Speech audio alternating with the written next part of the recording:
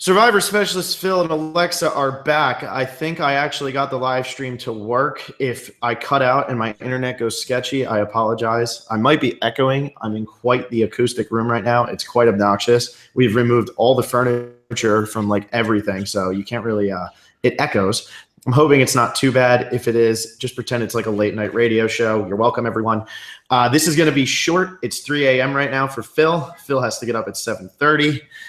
This is going to be really probably like an hour tops. Won't be too much comments. We'll try to do a finale predictions for sure on Sunday. I'm sure me and Alexa can figure something out at least this weekend where it won't have to be so late and we can actually do a pretty in-depth podcast. But Changers episode 13 is over, and Will and I commended we commended the editing on Survivor Millennials vs. Gen X, and so far, this is just, I'm sorry, this is a disaster, and I don't feel bad saying it. But before we get into that, Alexa, reveal the better news than me being in.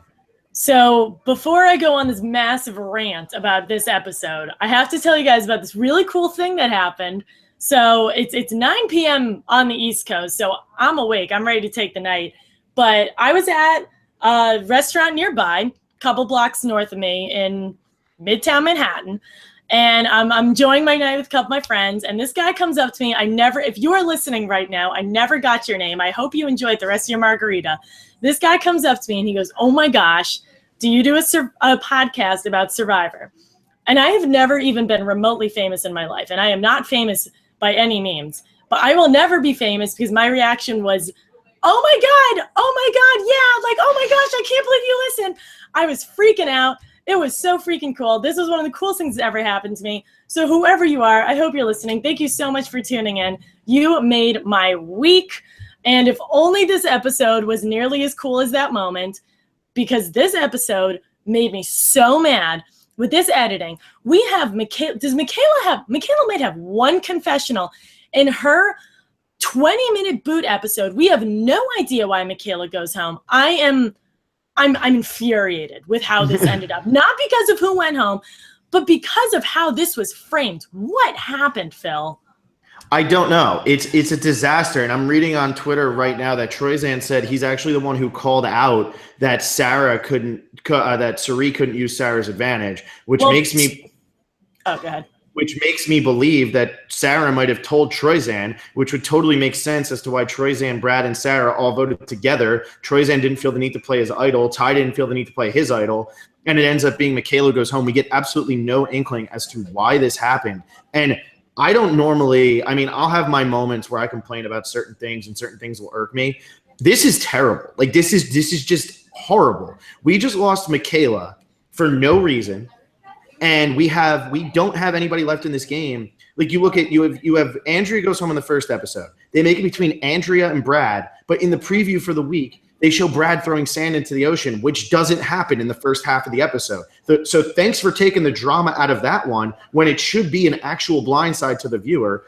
Instead, it ends up being a complete easy vote because you're like, well, where's the scene of Brad throwing the sand? So that's just terrible. And then you go and you have this episode where you have Aubrey's name getting thrown around. Troyzan gets a confessional with the idol. Ty's name's getting thrown around. Sarah's name's getting thrown around. And then Michaela goes home. Like put effort in. Put some effort in on that. And Brad throws that sand in a moment of excitement. This is a good thing that happens to him. And he throws the sand, which is like, fine, play us. That's fine. But play us in a one boot episode, not a double boot where we know that Brad doesn't go home in the first one. And then poor freaking Troyzan. This guy has been so poorly edited the whole time. I saw him tweet earlier about how sad he was that he hasn't been getting a good edit. And good on him, because if he was so integral in figuring this out, why were we not told about this? It blows my mind. Yeah, no, exactly. And for the people who, yes, this episode was a fun, when Ty didn't play his idol, I was like, oh my God, Ty's going to go home. Or I was thinking Ty's going to play his idol and Sarah's going to go home. That was a really intense tribal council. To have Michaela go home is so anticlimactic because it's not a blindside. No, it wasn't a blindside. Andrea was a blindside. Exactly. With this, it's not a blindside. It's literally just an episode of randomness, of just absolute randomness. it's not we were built up for you think that that Ty's going to go home. You think Cirie, the blind side tonight was Cirie playing her idol. That or trying to play the advantage. That's the blind side, and then being told she can't play it and Sarah has to have it back. And Cirie giving it back. That's the blind side. Sarah then plays it and Michaela goes home. That's not a blind side. That's just completely random. Just completely random. It doesn't even make sense. It's not a blind side. It's just it's lazy. And the one thing I'll give is, man, good on Cirie for turning that around so quickly. She plays it, and I'm screaming at her mate. I'm like, oh my God, Cirie does it. Sarah goes, it's non-transferable. I go, oh my God, she messed this up. Cirie goes, I was doing this to save you. I'm like, oh my God, she does it. I am just on this roller coaster of emotions. And good on Cirie for, I mean, the plan was probably already to get rid of Michaela, but good on Cirie for saving her own butt. That was so impressive by her. But, oh my gosh, that was a mess. The entire tribal council was a mess. It was bad. It was bad. The tribal council was great. The end result was terrible. It was so nonsensical. And a blindside is when you sit there and go, what? How did that happen? And then you figure it out based on the edit. And then you're watching the season back and you watch that episode and you're like, this is going to be a great blindside. The James 2 idol boot. You're sitting there watching it live. You're like, there's no way this can happen. He actually gets blindsided. You watch the edit from the beginning and it's so much better even the second time. That's an exciting moment. Rupert getting blindsided in Pearl Islands. It's a great moment. This is not a great moment. Michaela getting blindsided the first time. That's a great moment. This here is we've known they've disliked her the entire season. Why don't you just build her up in her actual boot episode and say, Michaela can go home? I'm going to be honest with you. I would not be surprised at all if Troyzan actually does win this season because the editing makes no freaking sense. At this point, Aubrey could win. We saw more Aubrey tonight than we've seen all freaking season. Yeah. No, exactly. And now she's going into the finale. We had Aubrey with the confessional going into the finale. We had Troyzan getting a confessional going into the finale. Cirie is the star right now, but I still don't see how Cirie makes the final 3. We also have Cirie saying she wants to sit next to Sarah because Sarah's just making enemies. Michaela is pissed off at Sarah. She's not voting for her. I think Andrea thought it was Cirie, so she's going to give the credit there, not to Sarah. I don't think people really like Sarah. I mean, we had Sarah talking tonight, and we had Ozzy rolling his eyes. I think Sarah's playing so much the villain role. Who's going to win this season? I don't think so. I think, and also Andrea in the first half, Andrea caught Sarah, and we saw her do it last time. But Andrea said, what did she say? I had it written down. She said, Sarah's playing this jury. Sarah's playing Sierra. Andrea caught that so easily. And Andrea could give the credit to Cirie, but at the same time, she's probably just pissed at Sarah. Yeah. I think a lot of people are angry at Sarah. I think she's I don't know how she wins right now. And I just keep saying Cirie has not been shown to be wrong yet this season until tonight with the advantage, which from what we're seeing on the internet, Jeff didn't even realize that was the case. He actually was getting called out. Wow. So yeah. So the fact that we have that's the first time Cirie's been wrong all season. But Cirie is sitting there saying she wants to sit next to Sarah because Sarah's not going to get the votes at the end. She's also said that Sierra was a big threat that would beat Sarah. I really think that if Sarah goes to the end with anybody left in this game, you know what? Everybody who's saying it's an obvious winner's edit, sure, call it an obvious winner's edit. It's not an obvious winner's edit. It's not. I don't care what the edit says. This is not an obvious winner's edit. It's just that everybody else is getting nothing. We are getting so little from everybody. We got so much from Cirie, which is great. But if you're sitting there thinking Cirie's going to hit the final 3 and win, I think you're crazy. Cirie hitting the final 3 is going to be so hard, especially with having Sarah involved, because she saved her own butt. She was wrong tonight, and this is the first time Cirie's been wrong. But Cirie easily could have gone home tonight if she didn't hold herself together when she realized that she was wrong about that advantage. And good on her. That was great gameplay on her part. But you think Sarah's not going to turn around and say, Cirie almost screwed me by using my own advantage against me? I got to get her out. Cirie's got to make it through a couple more tribal councils. And I don't know how she's going to do that with 3 idols floating around. And it looks like next week Ty's going to do something disastrous that ends up screwing himself. But you have Brad Culpepper, who could end up with an idol, Troyzan with an idol, Ty with an idol. and Sarah with disadvantage at 6, it's going to be Aubrey or Cirie for the first boot. Like I am like 90% sure of that. It's going to be one of those two. This is the time to get rid of Cirie, because I don't think anybody's looking at Aubrey as being like this threat to win right now.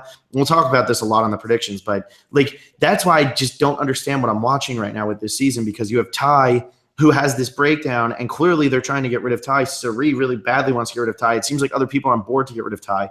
And then Ty ends up getting just one vote and knowing not to play his idol. He has 2 idols and he knows not to play it after the craziness that ensued there. And then we have Troyzan, who's trying to listen in on the conversation, getting yelled at by Michaela to step aside and all this stuff, which is a great moment. I thought this was awesome until the boot. Because why did Troyzan feel so safe he didn't play his idol? Why did Ty feel so safe he didn't play his idol? We got no answer to that, and that's just not acceptable at this point. It's ridiculous. It's absolutely insane. I was convinced Ty was going home. I really thought he was, because Sarah stole it from Ty. I was like, he's got to be going home. And Michaela goes home for what reason? I know they don't like her. I know people are going to yell at us for saying, of course there's a lot of reasons to get Michaela out, but we were not told that as viewers why Michaela went home. This is the Malcolm boot. This is a lot. This is just a ridiculous, poorly edited episode. And like I said, not angrily in the chat, but if you say to me they didn't like her from the beginning, what did we watch tonight that said Michaela should go home? She was in the majority alliance. She seemed to be in with everybody. She seemed to be the 5th most threatening person at a 7-person tribal council, and one of those people wasn't able to be voted for. So I would say out of 6 people, she's the 5th most threatening. And she goes home. Why? We weren't told why. And that to me is it's just too confusing. And like she didn't even seem that shocked. She was just like, well, the good one with that, Sarah. But it just doesn't make any sense. And it's annoying. Like I want this season to make more sense than it's made so far. The Haley boot made no sense. The Malcolm boot was just forced, and of course it wasn't going to make any sense. The Ozzy boot, I mean, it makes sense to get rid of him there, but we don't get the reason. We don't get really a reason. And now this happens. At Final 7, you should know why people are going home. Even with Sunday and Will, we knew they were going home because Will was seen as just being a flip-flopper, and Sunday was on the wrong side of the numbers. Even though we didn't see any of them pretty much that whole season, we still understood why they went home that night. That's a good, yeah, exactly. That's a whole nother group. And Ozzy, you mentioned Haley. This is the exact. I feel like this is deja vu. We're having this exact same conversation as you did the Haley bit. Why did Haley go home? We don't know. Why did Michaela go home? We're gonna read the exit press tomorrow, and it'll give some clarity, which will be great. But I would have liked some of this clarity in the past hour. No, I totally agree. It doesn't make any sense. I don't know. I'm not a fan of it. And I hope this finale is really good, but I don't know what the satisfying end to the season is. I mean, I would say it's Cirie winning still, but aside from that, like if I don't see Cirie winning, so I don't know what the satisfying end to this season is, just because like I have no connection really based on the edit with anyone. No connection based on the edit. What are you laughing at? So 1, I have a connection with Cirie. 2, the only thing that is making me happy right now is the fact that Troyzan is happy that we're fired up, because I'm angry. I'm super angry. I haven't been this angry all season. The live chat? I don't have the live chat up. I got the live chat up. You're super angry. We are super fired up, and Troyzan is loving it. So Troyzan, we got you. We are fired up. We are angry. I hope something good. I hope this ends well. I don't know. And now at this point, we have 6 people left. Half of these people have had little to no edit. And like you said, what is going to be a satisfying win? Cirie could be a satisfying win because that's what I've wanted since I've been a kid. But she's going home. She's got to go home. She's a massive threat now. She's got nowhere to hide, even though she's had nowhere to hide since the beginning. We haven't seen any Aubrey. Brad's angry. Everyone seems to be mad at Sarah. Troyzan is getting severely under-edited for no reason when clearly he was a major part of this boot. It's crazy. It really is. It really is. I mean, I hope somehow we get answers to this. I mean, Sarah has to go home before the final 3 with the edit we're getting right now. I mean, She has to not make the final three right now. Because if she makes the final three, she's the only edit we've seen go from start to finish. Brad's edit, I mean, tonight we had him like flip out, whatever. I'm sure he went back to camp and apologized. I'm not putting any thought into that. That's not a negative. No. I don't count that as a negative. He needed to win. It was the this is my island moment for Brad's, Survivor career. But I also never felt like Brad was actually in trouble in that vote. Going with that tribal council, or when they were doing that immunity challenge, I'm like, I'm not thinking to myself, wow, Brad's going home tonight. Like, I really didn't think that. And like, then he wins and he was clearly worried, but I'm just not being led to believe it. I was a little nervous in the Andrea boot, but I was playing too much with the edit. I was like, Andrea's talked so much more than Brad. But the thing with Brad tonight was we had two major Brad moments in the preview. We had the, oh my gosh, you're blackmailing me. And we had the sand throwing. And both of those were severely overplayed. And I know that they always do that in the preview. And shame on me for buying into the preview, even a little bit. But sometimes the preview follows through, and both of these situations were massive red herrings. So when we saw the blackmailing thing, I was like, that's not blackmail. She's just telling you to do something. Like, I as soon as that happened, I was like, okay, Brad's not going home, because we haven't been set up for this big Brad downfall, especially when we'd been so propped up on Brad so early on. I'm feeling like there's supposed to be a downfall, and tonight wasn't it. No, I totally agree. I don't know. I'm confused. I'm confused by the whole thing. I mean, it was like, Michaela, go fish. That's, we got the hashtag finally. And then he goes and he's like, I don't want to go fish. What am I going to listen to you for? And then what they edited to make it seem like was Cirie, it was her actually talking about Ty. And then on top of that, you had Brad throwing the sand because he wins. There's no, but here's my question is, why did you have to show the sand in the preview? Because you're just giving away that Andrea goes home. If it's between Andrea and Troyzan for that first vote, I'm totally fine with you showing Brad throwing the sand, because I know he's getting there anyway. But to have it be between him and somebody else, and you show a moment that doesn't happen yet, when we always know that whatever you show in your previews is going to happen, we are going to see that shot in one way or another. It's plain lazy. That's all. It's plain lazy. That's pretty much saying to your viewer here, like, we don't think that you can, like, we don't think you'll notice that. Well, we're watching pretty damn close. I mean, we really are. And that's, I don't understand it. It's ridiculous. It's absolutely ridiculous. I'm very upset with how this ended. And it's not because Michaela and Andrea went home. This is the same situation. I'm not mad that it was Cochran who came on the boat. I'm upset at the way that it happened, not because of who went home. And I know if Cirie was going home, I'd be getting a lot of flack for this, because I have made it very clear that I'm a massive Cirie fan, but this had nothing to do with who it was. It had everything to do with the fact that it wasn't framed well. And we said the same thing with the Haley boot. Yeah. Oh, sorry. I thought you were still going. But no, sorry.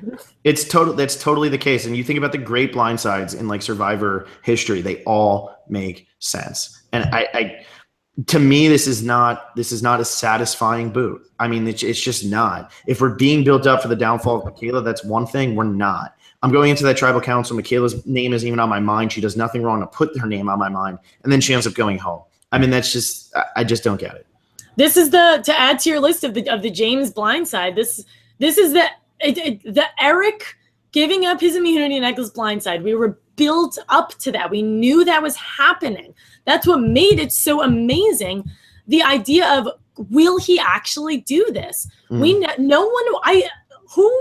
watched this episode and said, you know what, Michaela's going home. That's what I think could happen. Exactly. I would love someone to tell me that. Please comment if you think that was happening. If you thought Michaela was going home in that second episode, I'm just assuming you read spoilers or you have a serious power where you can see the future, because there was no inclination that it was going to be Michaela at all. And you know what? One of our favorite seasons, Will's not here. One of our favorite seasons is Vanuatu. They do it a lot where they would kind of be talking about something and they would cut the tribal council, and they wouldn't cut it down to it's between this person and this person. But they always, when somebody went home in that season, you always knew why that person was going home. We knew why they picked Leanne. We knew why Bubba went home. We knew why Dolly went home early on. We knew why all of them were going home. We knew why the big guys got together and got rid of Brooke. And that was satisfying, because even though we weren't getting it's between Andrea and Brad, it's between a couple people but you know why it's going to happen, and that's the key here. So that's all I got. Yeah, I had a lot of anger in me, and it's finally out, I think. Yeah, exactly. One question I do want to ask, and this is something that I think people should really think about seriously. If Troyzan were to win this season, and I'm not saying I think he's going to, but I'm saying he's in the final 6 right now. He's got an idol. We aren't seeing clear winners at it. I don't care what anybody tells me. We're not seeing clear winners at it. If he were to win this season, would this season be edited the way it is, and Troyzan be edited the way he is because he didn't go for the big moves, and because Survivor is trying to get rid of players who play so under the radar? And you can still play a great game under the radar. And I'm not screaming conspiracy here by the editors. I'm just saying that this is something that we could probably think about, where it's like, maybe if this is something that they're not satisfied with, they say, I like, how can we edit him so that he's not seen as like, some, great winner, so people come out and try to play like that every time. I'm really glad you brought that up, because I think this might have been the first meta reference to this hashtag Big Moves campaign that's been going on for the past few seasons. Aubrey said in one of her confessionals, I think it might have been Ty, correct me if I'm wrong, I think Ty is drinking the Big Moves Kool-Aid. And she said that, and I remember thinking, wow, I cannot believe they aired that. Because Aubrey is saying to the producers, you guys are wanting these big moves. You're wanting us to make these big, flashy moves. And Aubrey was saying, he's drinking the Kool-Aid. He doesn't need to do that. I don't need to do that. And good on her for saying that. And again, I'm so surprised that the producers put that out there, especially because of how little Aubrey we've gotten in this season. But I completely agree with you. It's not fair, because Troyzan's got this idol. Troyzan had a big pre-merge. And again, I'm going to keep beating this horse. He was apparently very involved in this boot, and we saw nothing. We saw nothing. We saw this reference to his idol, which never was brought up again. It's just, if they're making this about big moves, that's not what Survivor is about. These natural big moves. And we've talked about that this whole season with the Malcolm boot. Let the moves happen. Let these moments happen, because they will come. That's why we've all been watching for 34 seasons. And that's why we're going to watch the next season, because these are going to happen naturally, not because they're manufactured and we're being told to watch them. And I'm going to say now, you wouldn't let me segue because you just kept going and I kept trying to cut you off. I had a lot to say. I noticed. But this is a great segue into a Big Moves comment. I need to mention, with the Eliminator Challenge, Luke Glads has just been eliminated because he's run out of players. I'm going to run out of players after the first boot here. But Vaughn Stewart and Moritz Lang both had 4 people left going into tonight. They had Brad, Sarah, and Troy. Both of them had those 3. Vaughn had Aubrey, and Moritz Lang had Ty. Moritz Lang took Ty, and Vaughn took Aubrey, and his quote was, "It takes hashtag big moves to be the Eliminator champ." Well, his big move might have just made him the Eliminator champ, or at least a tie for the Eliminator champ, because it worked out for him. It paid off. The big move worked. I really thought Aubrey was in a little bit of trouble here tonight. It didn't happen. And then I do want to mention, too, that in the biggest move since 4 episodes ago, Aubrey gored Jeff Probst in probably the greatest hug we've ever seen on Survivor. Oh my God, she's like speared him. I mean, we have to bring this up. I mean, we were excited when it happened with Troy. Aubrey sprinted across the beach to give Jeff Probst the greatest hug of Jeff Probst's life. Like, Jeff Probst, you will never feel a hug as good as that hug. I swear. You're Aubrey. You should send Aubrey like a Christmas card for that one, because that was just amazing. Troyzan, I know you're listening because I'm seeing you in the live chat. I hope if you win individual immunity in this finale that you like shove him to the ground and hug him. Like, I don't know how you can one up Aubrey's hug, but I want to see this happen. I want individual immunities to just be, how can I make Jeff more and more uncomfortable when I win? That is what I want. That is a natural moment. Aubrey sprinted across the beach as fast as she possibly could. I want to see Cirie win the final immunity challenge, somehow get the final four and win that immunity challenge, and just like smother Jeff in kisses and hugs. That's all I want. Because if she didn't react like that, I would be absolutely shocked. Yeah, oh gosh, I am totally blanking. What's her name? So last name Sawyer. It was that. Yes. She kissed him on the cheek. The bar has been set, people. You got to kiss him on the cheek. You got to give him a big smooch. I will be unimpressed otherwise. I don't know. I'm totally happy with hug because that means we've now had 2 hugs on this season after getting none last season, and good for Will for making me stick with it. I should have listened to him sooner. It's the only thing I ever should have listened to him on, but well done, Will. And well done, Aubrey. That was amazing. I honestly want to hear Will's opinion on this episode. You know what I mean? Because Will's very aggressive, and I want to hear what he's thinking of this season. I would love to know what he thinks about this season. Yeah, especially that episode. I mean, that has to blow his mind. Let's see. But okay. Yeah, Aubrey was, I don't know where she was running, but as soon as she just like absolutely like bodied into Jeff, I was like, oh my gosh, no matter what happens, I'm going to be so happy. And it turns out I'm really angry. So Aubrey, you did your best. I was happy for a bit, and now I'm not. That's okay, though. That's okay. Keep giving us moments, and you know what? This show, if it's going to continue to last like it has, and it's still, the greatest thing ever, but if it's going to continue to last like it has, it's going to be because of little character moments. I'm not saying hugging Jeff is these character moments that are going to make it happen, but it's going to come down to these Aubrey breaking down crying because she's like, I finally win, and now I'm back on the bottom. That's my whole time on Survivor. It's up and down, and it's so true with Kaoh-Rong. It's so true with this season. How many times has Aubrey been on the right side of the vote this season? It's not very many. Yeah, not many at all. So yeah, it's really, really crazy that like Aubrey has been on the wrong side so many times, and she's still there, and she still has a shot with what I'm watching right now because I have no idea. It's going to be an interesting finale. At this point, if Aubrey wins, good for her. I'm a huge Aubrey fan. Go and take the win, Aubrey, because at this point, all 6 of you could win, and I'd be confused but happy. I mean, I don't know. Here's my thing. If you think about the 6 people who are left, you have 4 huge fan favorites. I mean huge. Cirie is iconic, top 5 most popular survivors ever. Really believe that. You have Ty and Aubrey, who are insanely popular on their season. And then and they're fresh in everybody's mind. And then you have Troyzan, who, although he fell out a bit from the community, was always a very popular character from his season. He's always somebody that was, whether you loved him or you hated him, he was somebody that you always had in your mind when you thought, of the struggle of 21 to 24. He was one of the bright spots. Him and Kim were one of the bright spots of that. And you had that. This is a guy that CBS tried to get on for so many seasons. And the 2 that we've seen the most of are Brad and Sarah. And they're not editing up. We've seen a lot of Cirie lately. I will say Cirie's edit, if we're talking winner's edit, Cirie has had the best edit until her move tonight. She's had the best edit. She's been playing a very great game, great behind the scenes, making good relationships. We have seen a lot more of her. But with the 6 people left, the 4 that we know, I feel the least, or at least 3 of the 4 that we know the least, are 3 really incredibly popular players. And we got nothing with it. And that's what's so crazy. And I go a few ways here.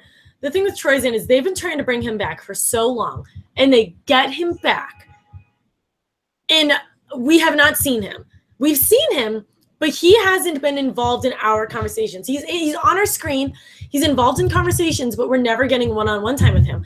And if CBS wanted him back so badly, why are we getting so little of him? I would love to hear his opinions on these votes, because it would probably give me more context as to what's going on.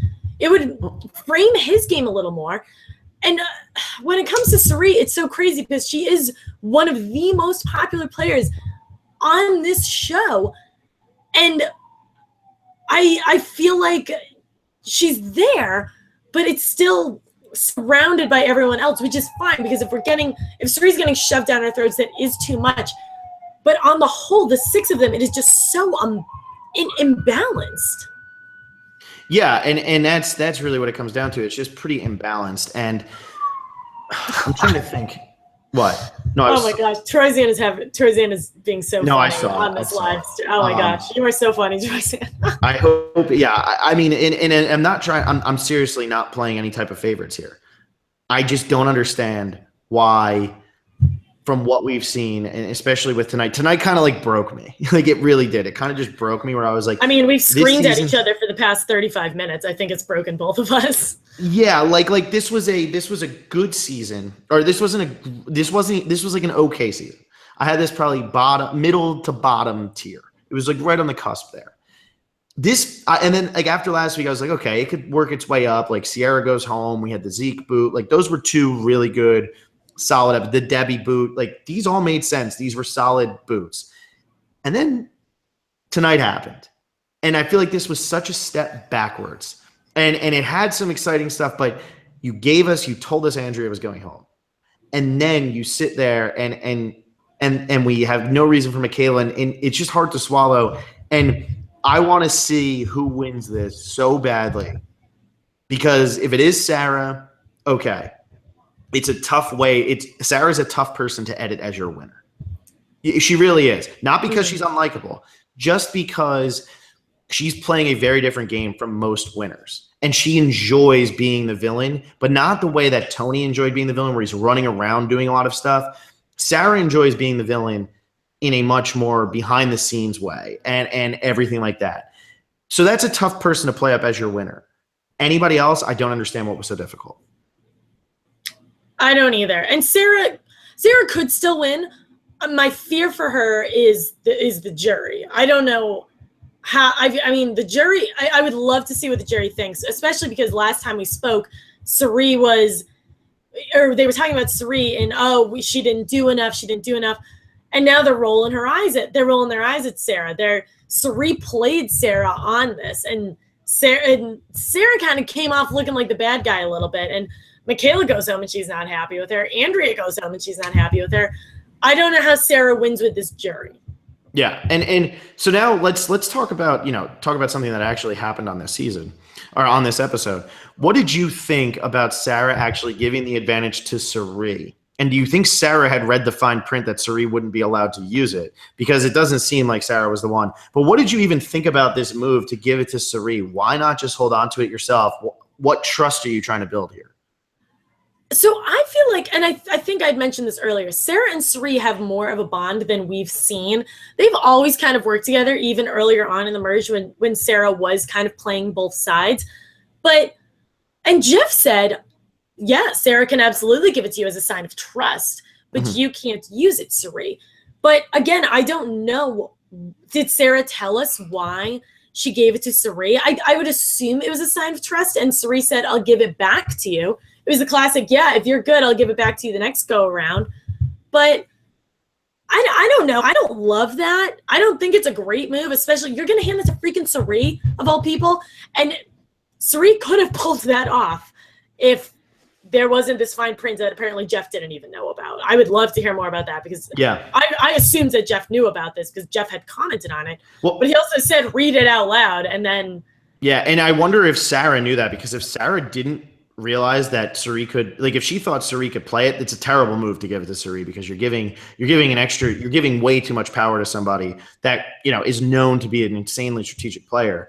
If she does read it, then that's okay. But I'm surprised Cirie gave it back. If I'm Cirie, I'd probably throw the thing in the fire. I mean, but she might not be allowed to, because it's non-transferable. It's kind of like the idol between, was it Steven and Taj in Tocantins? Like, who truly is the owner of it? Because it's non-transferable. It's still Sarah's advantage. But then at the same time, Sarah said immediately, she cut Cirie off and said, this is non-transferable, you can't use it. So that means she probably did give it to her knowing that she couldn't use it, but we just didn't see that. And I do think Sarah knew, because Sarah seemed like she jumped right on it and was like, I want my advantage back. That's mine. And I think this is an interesting move. I wonder if in future seasons, what we're going to see with this, if it's a non-transferable thing, I wonder if they're even going to let somebody toy with it like that.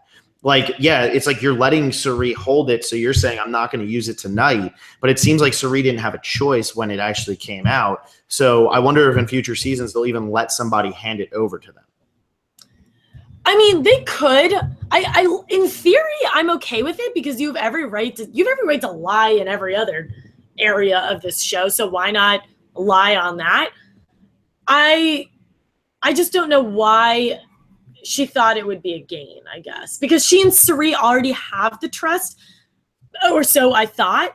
So I didn't see a need for her. Well, what her reasoning was is she said she had so much faith in Tai that she wasn't going to use her advantage, but if she were to somehow get voted out, she would let Cirie keep the advantage because Cirie wasn't in danger. So at least Cirie would have the advantage moving forward. That was the reasoning. She did say that. So then so when Sarah gets voted out, it's Cirie's. That's how it would have been, yeah, but I don't think it would have. I really don't think Sarah realized that when she got voted out, Cirie still wouldn't be able to play that. Or at least the rules said that she shouldn't be able to play it. But I guess at that point, who's going to call her out on it? Well, at that point, if let's say Sarah gets voted out tonight, I would assume that Cirie would be who she gives it to. So then it's Cirie's. But she has to like actively will it to her. But No, it's still not transferable. You can't will it to somebody after the game if it's non-transferable. It's not Cirie's. It's still Sarah's. Sarah gets voted out of the game. That advantage can only ever be played by Sarah in this season. It's pretty much what that rule states. Which is, I mean, it's fine. I don't mind that. It's fine because that's the only advantage. Is that the only advantage we've had that you can't give to someone else? In that case, like, yeah, I guess I kind of like that. Well, there's a few of those where you can't give them to somebody else. But let me see. I'm just thinking like so I wonder now, Brad, Troyzan, and Sarah. Sarah had to have known that Brad and Troyzan were going for Michaela. Why did Brad and Troyzan go for Michaela instead of going for Aubrey, or instead of going for Sarah, or instead of going for Cirie? I wonder why they actually went for Michaela. And if Sarah knew that, how Sarah knew to throw the two votes on there. She had to have been talking to them and known that that's what they were going to do, or maybe told them that's what they should do.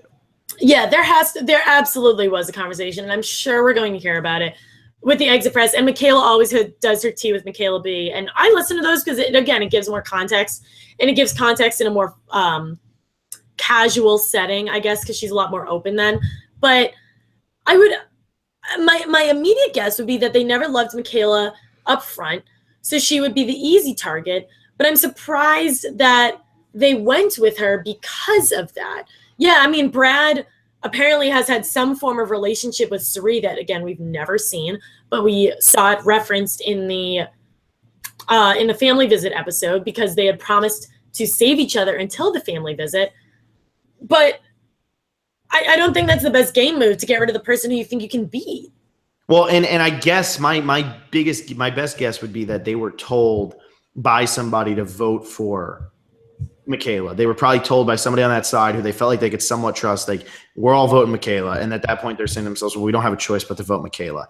And I really think because Brad wasn't in trouble, I think Troy's probably sitting there going, they're not going to come after me right now. There's too many bigger fish. So maybe he is thinking, oh, okay, it's going to be Michaela. I just wish we would have seen at least one scene of them saying, hey, Troy and Brad, you guys should vote for Michaela. That's all we needed. Or just Sarah even talking to them. Yeah. Yeah. And then so we had that happen. We have Aubrey win immunity the first time. We had Brad win immunity the second time. You know what it is, and I think this is what always comes down to in these double boot 1 hour episodes. It's like if you're probably people who are listening to our podcast on iTunes, they listen to it on 1.5 speed. And that's what I always feel like is happening in these double boot 1 hour episodes where like everything's quick. Everything's got to be as quick as possible. Everything's got to be as quick as possible. And I would have preferred that the double boot came with Zeke and Sierra, or maybe Sierra, Andrea. And I wish the Michaela boot would have had its own episode, because I'm not really, the only thing I'm frustrated about with the Andrea boot is that they showed Brad, from that second thing. I think that in these double boot episodes, it's so hard because you have a structure for a show. And then they say to you, okay, now cut that in half. And that's hard to pull off, obviously. And I think that's really what ended up hurting this episode. And I hope eventually they figure that out. I mean, we've had a lot of 2, hour-long boot episodes this year. I kind of think the Haley Ozzy one is confused as I was, and I know you don't want to use it at the merge, probably would have been a better 2 in 1 hour, and this would have been a better 2 in 2 hours, just because so much was going on. I agree, especially now when there are relationships that are being hidden from us. And with the Haley Aussie boot, it just seemed like Haley didn't have any relationships. Yeah, exactly. Okay, well, I'm going to podcast for 15 more minutes because I'm exhausted, and it's 3:45 right now. Thankfully, I haven't completely adjusted to the time difference. I'm only going to read a few comments, and if I don't get to yours, I'm sorry, but it's nothing personal. We're just tired and angry. I'm just exhausted, but maybe it is personal. All right, let's see here. So we're on Twitter. Yeah, we have Sarah who said, so for the first immunity challenge, what happens if you're left-handed? I think that's hilarious. Extremely good point. Yeah. Well, I mean, they obviously, I'm sure they built it that way, but what if they don't? Right. Aaron Wiener, Cochran last won this. Aubrey, my boyfriend, ha ha ha, I love her. I mean, she killed Cochran's record too. Aubrey was great. Yeah, can we talk about that? 6 minutes? That's got to be the fastest immunity challenge, fastest challenge I've ever seen. That was, I really thought, so impressive. With how many times everything fell, I really thought that like this was going on for a really long time. And it turned out it was only going on for like 6 minutes. And like at first I was like, Michaela kept doing the same thing over and over again. It was like 1, 2, 1, 2. And I was like, oh, Brad's got the right idea. But they gave them so many less cards this time. You know, I remember the one with, was it Bob and Susie? That thing, they had so many cards. So many cards. I mean, they were building like a rocket ship. And then this one, it was like there were clearly very few. And that, I mean, Brad, I thought, had the right idea, but clearly he didn't have anywhere near enough because Aubrey was running out and Aubrey was being very, very stingy. Yeah, I love that challenge. I'm a huge fan of that challenge. So it's a fun one. Yeah, no, I'm all about it. Somebody actually just posted in the live chat, Laura Moret was the last one to win this challenge. That's interesting. Wow. That was on Blood vs. Water. Wow, it's been a while. Uh-oh, just anything to mention Cochran. But yeah, Aubrey goes on to win. Maybe this is like meant for the nerdy, whatever. I mean, I don't know. It's the Aubrey Cochran stereotype that wins this challenge, I guess. And Laura Moret and Susie. And then let's see here. Okay, so let me scroll a little bit. Oh yeah. So then Aaron Wiener again, another great Probst quote. Michaela doesn't have it, and then when she kicked it, that was so funny. That was funny. That was the sassy Jeff that I know and love. That was so fun, and I love that Michaela just kicked it. Like she's just so pissed, she just kicks it. And she kind of like lightly kicked it too. Like she was like, "Meh, I'm still gonna kick this." But she was still pissed. That's just Michaela. Gamer girl, why did Sari vote Aubrey? Great question. I don't know. That's a great. I don't know, because I remember I was writing down. I was watching with my roommate who doesn't watch Survivor, which is always fun, and she's like, "I don't get it. Why'd she vote for her?" And I was staring at my notes, and I was like, "I have not a clue. I got to rewatch this. I couldn't tell you, Gamer Girl." I think with like all the whispering that was going on and stuff, they're probably trying to say like, look how much changed at Tribal Council. Like it's always a live tribal and everything. I'm gonna be honest, live tribals just they work because they're fun to watch, but sometimes they lead to moments like this. And I really think that a live tribal makes it so that you don't know who it's between. And that might have been what happened tonight. Maybe that is all that happened tonight. Maybe it just came down to they were all whispering and Michaela's name just came up the most. And Brad and Troy said, Sarah, we'll vote for Michaela. If you want to vote for Michaela, they're never going to see it coming. And maybe that's what happened. I don't think it is. But with these live tribals, when there's all this whispering going on and getting up and walking around, maybe it's trying to be played up like this is something crazy that goes on and is way different than normal. And like so much is changing. But I'm sure Michaela's name had come up before that. And really, it makes for entertaining TV, but it doesn't make for great storytelling. Yeah, I think just because Sarah, Brad, and Troy cohesively voted together when they hadn't been in the same alliance for the past few votes, that's why I think this didn't occur during the live tribal. But Sari's vote for Aubrey could have been a result of a miscommunication during the live tribal. But I don't think Michaela went home because of that. But at the same time, during the Malcolm boot, we got a lot more subtitles during the live tribal. We didn't get many subtitles this time, which made it even more confusing. Yeah, no, I agree. Yeah, we got nothing this time. And Sarah was the one who initiated it, and she just kind of went over and started talking to Ty. Survivor CBS fans, now that Cirie majorly screwed up with the advantage, do you see this hurting her if she makes Final Tribal? Big if. I don't, because of how she pivoted. She pivoted so quickly, and not many people could do that. I think people are going to look down more on Sarah for crazily enough. But I really don't think this will hurt her. And I'm not saying that because I'm a fan of hers. I say that because 9 out of 10 people would have cracked under that pressure and said, oh my God, I just blew up my game because I called Sarah a rat in front of the jury. But Cirie turned around and said, no, I was saving you there. Who else could have done that? No, exactly. And what's interesting about this is almost everybody, if you get handed that advantage, you're going to try to play it. And who's reading the entire thing when it's handed to you? You're probably not reading the entire thing. I mean, you probably should, but I don't know if people are. We don't know how much time she actually had that she got it and everything.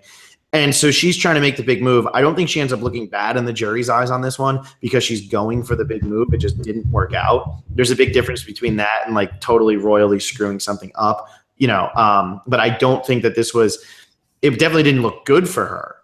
But I don't think people are going to be like, wow, Cirie, you are such a snake and everything. Because honestly, I think people are looking at Sarah a bit as a snake. And it's going to be interesting if the gameplay gets respected enough from Sarah to overcome some of these people who are really mad when they get booted. Debbie, Michaela now. There's a couple people. Yeah, I completely agree. Yeah.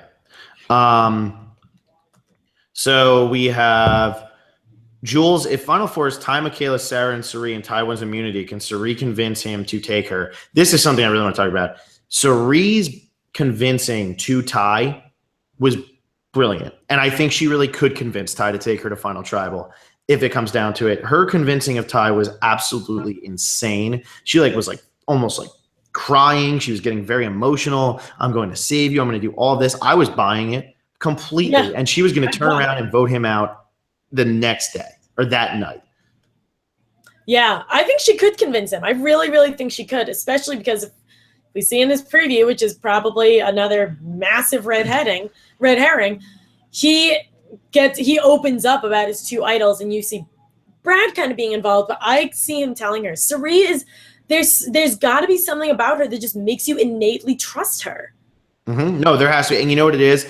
She's very good at playing to your emotions. I mean, when she's sitting there almost crying, you have to feel. Ty's a good person, and he's probably feeling like, wow, if I blow this, I'm going to screw up her game. And that's all he kept saying, or she kept saying. He's like, if you do this to me, I lose, and I'll never forgive myself. And Ty's too good of a person to hold that against her. And she is so good at it. And she was going to vote him out had she been allowed to use that advantage. Mm-hmm. Absolutely. Let's see. Giovanni, what was Michaela's better game? Millennials versus Gen X or Game Changers? I mean, 100% Game Changers. I don't even think it's close. Yeah, and people will say, yeah, they didn't like her. People didn't like her, but we can only fault her so much for that. I think that was a major 2-way street.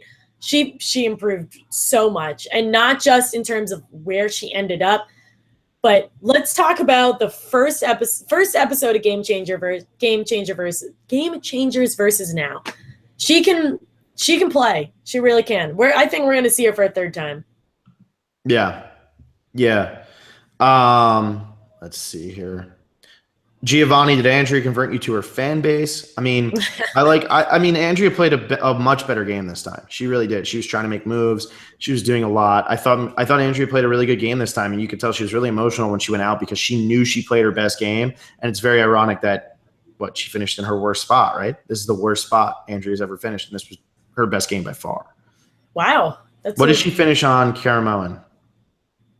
Oh God, someone tell us. Yeah, we don't have to look it up. It's not that big of a deal. But I think this might have been her best one. Larry Miller, who used the advantage better, Sarah or Steven? I mean, Sarah, it worked for her. I mean, she got rid of the person that she was gunning for. Steven went home. Yeah, Sarah played it right, and she said she would. Let's see.